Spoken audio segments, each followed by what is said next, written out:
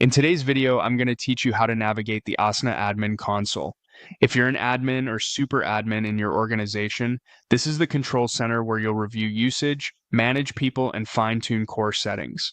If anything I mention isn't visible on your screen, it likely means your account doesn't have admin permissions for that workspace or domain.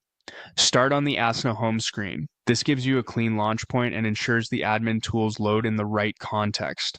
From here, look to the top right and click your profile icon. In that menu, choose Admin Console.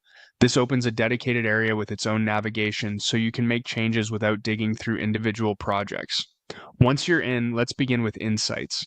This section gives you a high-level view of how your organization is using Asana.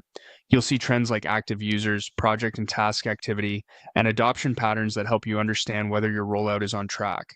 Use it to spot teams that are thriving, identify areas where usage is dropping off, and align training or communication accordingly.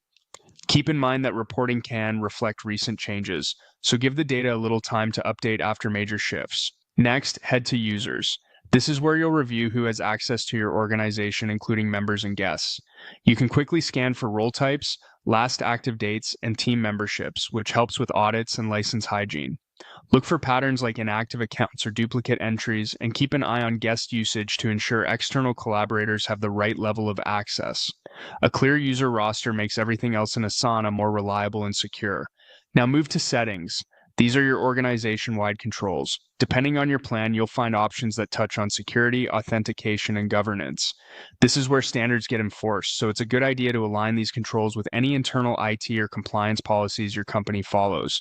Make a habit of reviewing settings after significant organizational changes, such as restructuring or onboarding a new department. Finally, open resources. Think of this as your help hub. You'll find links to documentation, learning materials, and best practices that you can share with team leads and new users. Point people here when they're getting started or when you introduce new workflows so your enablement stays consistent and scalable. That's the full tour.